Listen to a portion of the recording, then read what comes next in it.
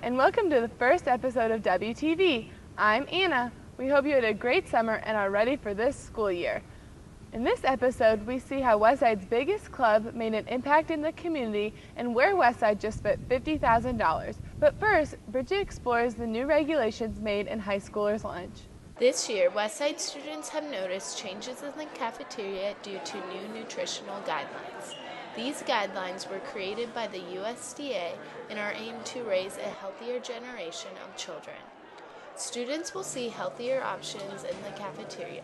Schools must provide fruit and vegetables, increase the whole grain served, while also reducing sodium and fats. Sharon Schaefer, culinary manager of Westside High School, says that because Westside has always offered a wide variety of choices, they didn't have to change much for this year. Now students must alter their meal to comply with the new regulations. Every meal that is purchased in the cafeteria must include a half a cup of fruit or a half a cup of a vegetable. These students have noticed the changes. I think it's stupid because people should be able to eat what they want to eat. I think it's a good idea because it does help, but since so many people are throwing it away, it would help if we had maybe better options. I think the new lunchroom rules at Westside High School are not very enforced. I think it's a good initiative to have to get kids to eat more fruits and vegetables because right now they don't eat enough fruits and vegetables, so I think it's good to get that into people's diets. The USDA is implementing more changes to be completed by the year 2023. But for now, students in the cafeteria will be seeing the smaller differences. For WTV, this has been Bridget.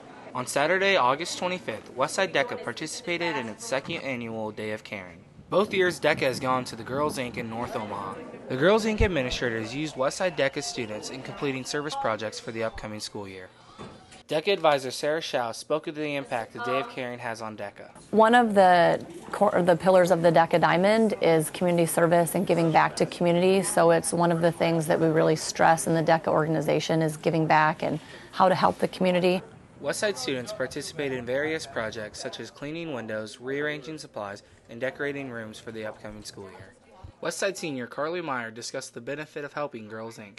I think it's really nice that we got so many kids here this morning, especially so early, and they definitely could use the help, and there's no such thing as bad volunteering.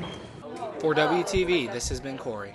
During the summer of 2011, many residents of Nebraska were devastated with extreme amounts of flooding. However, this year it is completely the opposite. Throughout the Midwest, many people are in the middle of a severe drought. John Wolvert, a farmer from Waterloo, Nebraska, is one of those affected. The ones that are going to have the worst trouble will be the livestock farmers because they have to pay the higher prices for the feed.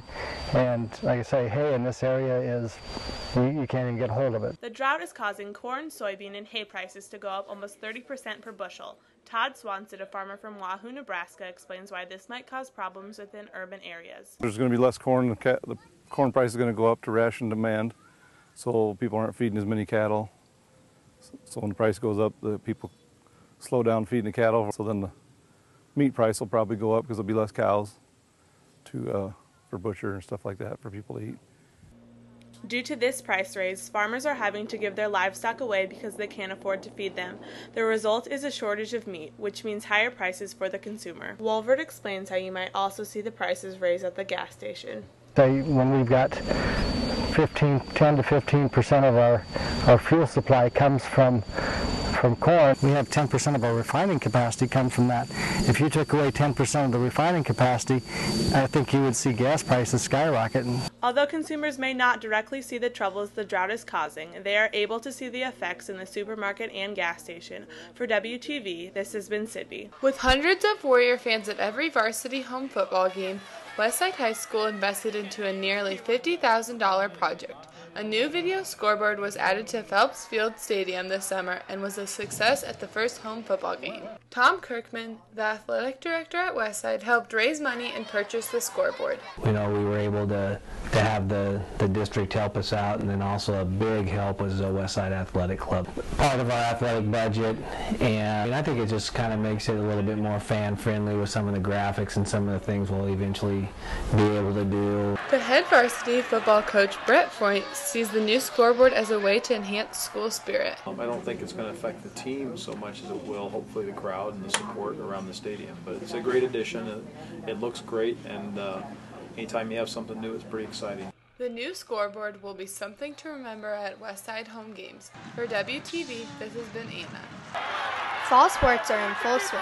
The softball team has districts in early October, and the girls golf team is focusing on their mental preparation. First, let's look at the girls cross country team. The girls cross country team has already competed in one meet this season. Senior Molly Navoa placed 4th. The girls are really focusing on their visualization of the race. As a team, we have mental imagery, which is where we all kind of relax, and we listen to a recording by Jack Stark, sports psychologist, and we kind of just close our eyes and imagine the race and imagine us running well and think of positive thoughts, I guess. The team hopes to run well at districts so that they can qualify for state together. Senior Max Knight is a helpful addition to the boys cross-country team. Placing individually at state last year, he hopes to help the team qualify this season. I just want to be a part of helping the team go to state and making sure everybody can do their best. The boys' ultimate goal is to compete at state in Kearney, Nebraska. The boys' tennis team has already competed multiple times this season. Seniors Noah Platchek and Michael Mellon got second place at the Millard North tournament. The team hopes to make it to state this year. Being a senior, Michael Grant and I, we have to lead the team. So, we just have to, help run some of the drills and help push the kids to work harder and harder each practice to get better. Of course, my number one goal is always to win state. And, just ever since freshman year, I've always wanted to play number one doubles and win state. So I'm number one doubles, and I finally have the chance to do that. The football team is 3-1 and improves with every game. This season, the expectations are set high. They have 5 set games left in the season, but hope to play at least 11. Senior captain Corey Kerfman has been on the team since his sophomore year and has high hopes for this season. Expectations for the team this year is to make it to the playoffs like it is every year, but this year we kind of want to step it up and win more than one playoff game and hopefully make a run at state. Personally, I would love to make it to state my senior year. The team plays at Benson this Friday and hopes to continue to surpass their goals. The volleyball team is currently 5-5 and ranked 10th. The team's main goal this year is to not lose more than 2 matches in a row. Senior co-captain Anna Skold hopes they continue to exceed these expectations. Team goals are to compete with every team and be ranked throughout the whole season, and ultimately we want to make it to state. The volleyball team continues to practice hard and work toward their goal of going to state. The softball team has been enjoying their new field, one of the best in the state. Districts are in 2 weeks, and Coach Dunn is busy preparing his team. Right now we're just trying to fine-tune everything, trying to get the right combination of batting order, positions, and try to field the strongest team we can going into districts. The girls' golf team has already competed in many tournaments this season. Senior Erin Hodges recently placed first individually at a tournament. I tried to play my best, and in the end I played in a playoff hole, so the mindset was just to keep playing my game and not worry about the other girl, and I ended up winning, and it was my first tournament that I've actually won in high school, so it was a pretty awesome feeling. The girls continue to practice hard and improve their mentality in preparation for state. Halfway through the season, fall sports seem to be going well. For WTV, this has been Grace. Thanks for the update, Grace. Coming up, we see the true life of 2 Westside students taking a full AP course load. But first, let's see what changes the new band director has in store for this upcoming year. After the retirement of longtime band director Roger Groth, former assistant director James Kordick has been given the difficult job. Kordick plans on keeping the program similar to what it has been in the past years. There's no real changes. I think any time someone comes into someplace new, you go with what's there and adapt your teaching style to what's been used before, and so far that's what I've been doing. Color Guard member Emma Severson is excited about having a new director and the changes that come with it. Mr. Kordick has a lot of experience in marching band and stuff, so he's really pushed us during the marching season, and it's going to be a lot better for that. Cordick shares what he is most excited about with his new job this year. Just letting people see what I'm capable of doing. This is my 27th year teaching as a band director, and I think as an assistant, sometimes people don't think you have any previous experience, so this is my chance to show everybody what I can do and what I can help the band do to be successful. With Cordick being the new band director, he hopes to bring something new to the table and plans on having a successful marching band season. For WTV, this has been Jessica. This fall, the Westside High School Theater Program will be performing Shakespeare's Macbeth. For this first production, they are also working with a special director. I got involved in the Westside High School Theater Program about 8 years ago. Actually, my former high school drama teacher was Terry Fisher, who taught here up until last year. And so when I graduated from college with a theater degree, she invited me to come help out with the productions. And what turned into an advisement actually grew into a relationship where I ended up doing the fights for a number of productions, and I also took over directing for at least 1 or 2 shows for the past 8 years. Macbeth is considered one of the darkest plays that Shakespeare wrote. It's a tragedy, so a lot of people die in the play, but the premise is that 3 witches sort of prophesize that Macbeth is going to become king, and there's a king already stated there, and so his wife says, hey, you should kill the king and be king.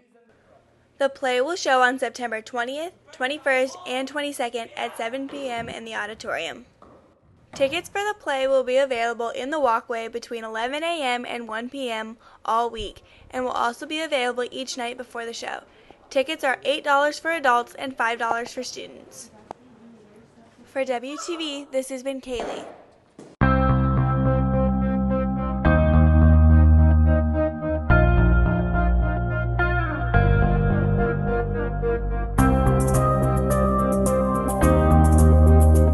Stressful and it is challenging to take these classes, but at the same time it's also really interesting and I think very gratifying to do well in them and complete the classes and do well on the AP tests. High school is hard enough with balancing school, friends, and sports, but imagine adding all AP classes to the mix. On this episode of WHS Life, we will follow 2 students that are handling many hard classes and sports while still having a social life. Meet Joe Hack. He is a senior at Westside High School. He is taking 5 AP classes along with newspaper, choir, and independent study Latin.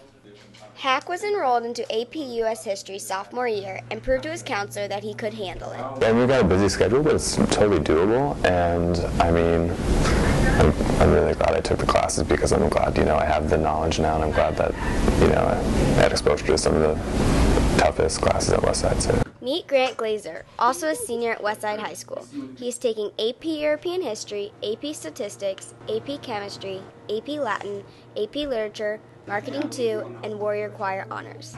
He also enjoys show choir, baseball, tennis, and hanging with friends. I've had to drop certain things like hanging out on the weekends occasionally or going places on weeknights.